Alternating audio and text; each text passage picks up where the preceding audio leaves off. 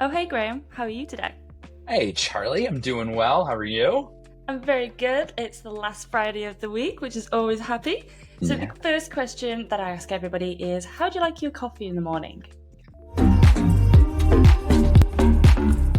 Yeah, that's a good question.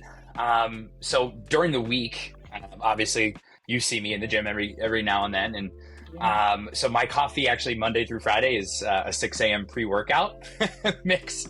But on the weekends, my wife and family just got me an espresso.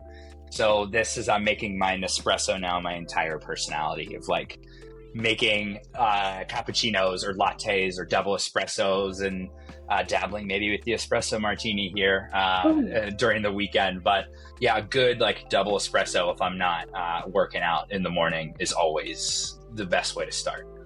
oh, I like that a lot. And that's your new wife as well, isn't it? Yes, very new, very new. Just about 2 months. Just two Oh, months. Yeah. 2 months already? Oh my Yes. days. Okay, so Yes. as we just alluded to, the podcast is Charlie with Friends, and that's exactly how we know each other. It is through our wonderful gym. But I will very, very point out that we don't actually see each other Monday to Friday because in no way am I getting up at 6 a.m. to do a workout with you. Yes, we know your routine. You got to sleep. we gotta sleep. We're opposite ends. But I love that you've got the high quality coffee, and I know that you're a big fan of Italy. So is it Italian beans? Is that just a guess? Yes, it is. So luckily, Amazon does have some good Italian coffee on there.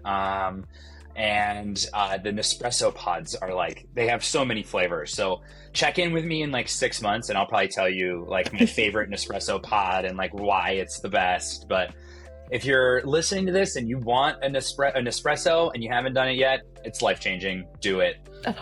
And I've only had it for like a week, so Oh, I love it. I yeah. I had to leave mine in the UK, and I Oh, think I think I'm gonna have to bring it back now you've said it. It's yes, like I think this was the sign for me. I need to be getting my coffee game up again, and we're gonna have it. So, yes.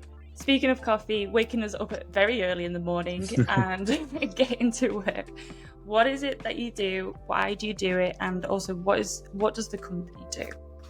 Yeah, so I'm a senior SDR at Attest, and I like to tell people that I have one of the coolest jobs in the world because I get to, on a day-to-day basis, speak with the brands that everybody knows and loves. You probably have some of the brands on your shelf right now, and you probably follow them on Instagram or Facebook or TikTok, whatever it is, and we get to speak with their marketing and their brand and their category and their insights and their research teams about how to grow their consumer base and what they need to do in the eyes of their consumers to get their product out there more and more. So I almost look at it like what I do is I get a glimpse into the world of the things that we buy every day. And it's kind of cool to like, and I guess this Mhm. segues into like why I do it.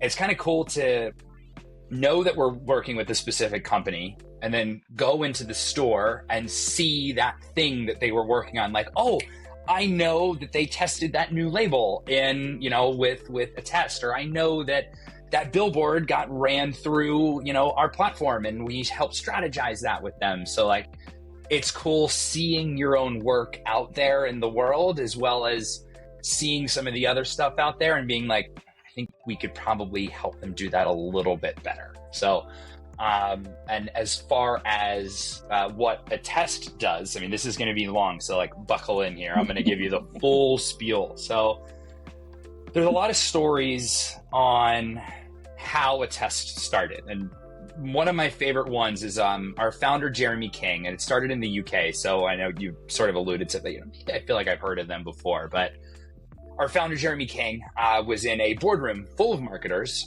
and a lot of them were like shouting ideas back at one another and across the table, throwing post-it notes up on whiteboards, and they were trying to figure out how do we market this new laundry detergent to women in India.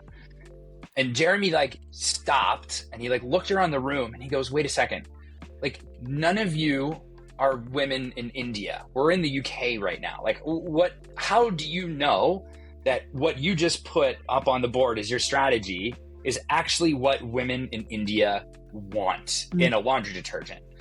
And he sort of like left that boardroom, and that was the light bulb moment for a test, is to be like, there's a lot of decisions that are made in marketing for direct-to-consumer companies that are just sort of made on like gut instinct or intuition, or maybe even like siloed opinions within the brand of being like, oh, well, my friend said that they really like this new flavored seltzer. We should do that too. Without actually going and speaking to your current and your future consumers about, hey, would you like this if we did this? So that's sort of like the genesis of a test. And we look to inform every intuition and dissolve all doubt. And, you know, Charlie, you know, as a marketer, like marketers by trade are not trained researchers. So it is really hard as a marketer to conduct thorough and like really good quality research. I mean, so, I'll go in. Yeah. Most marketeers, especially on the creative side, were a bunch of creatives, highly